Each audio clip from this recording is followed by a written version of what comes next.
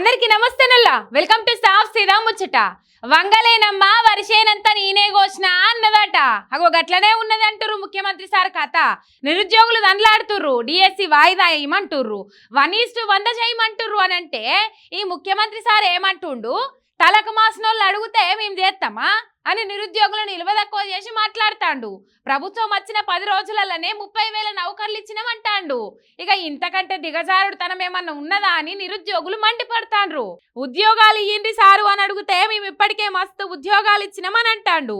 పోస్టులకు 1:100 మందిని విలువరి సారు అంటే కోచింగ్ సెంటర్ల మాఫియా అంటాండు. ఒకటేసారి అన్ని పరీక్షలున్నాయి, చాలా మంది నష్టపోతారు, డిఎస్సి వాయిదా ఏరి సార్ అంటే తలకు మాసినోళ్ళు చెప్తే మేము వింటామా అంటాండు. వాళ్ళంతా కిరాయిగాళ్ళు, కిరాకులేసి రోడ్ల మీదకి వస్తుండ్రని తిడుతుండు. ఇగో ఇది మన గ్రేట్ ముఖ్యమంత్రి సార్ గారికి నిరుద్యోగుల మీద ఉన్న అపార గౌరవ మర్యాదలు.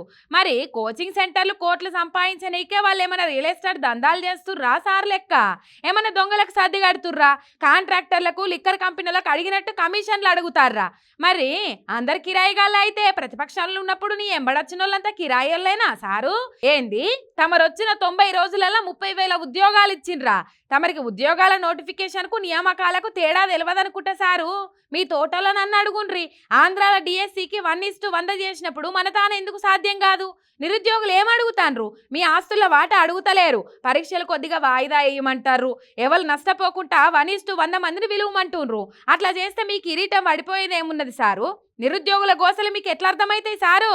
మీ చుట్టూన్నోళ్ళంతా వాళ్ళ నిరుద్యోగం పోయేందుకు మిమ్మల్ని చెట్టెక్కిస్తుంటే ఆ కండ్ల మసుకొచ్చి మీకేం కనబడతలేదనుకుంటా. ఓసారి రోడ్ల మీదకి వచ్చి చూడుర్రు తెలుస్తుంది. ఉద్యమ కాలంలో కూడా లేని నిర్బంధాలు పెట్టి నిరసనలే లేవంటే ఎట్లా సారు అని గరమైతున్నారు నిరుద్యోగులు.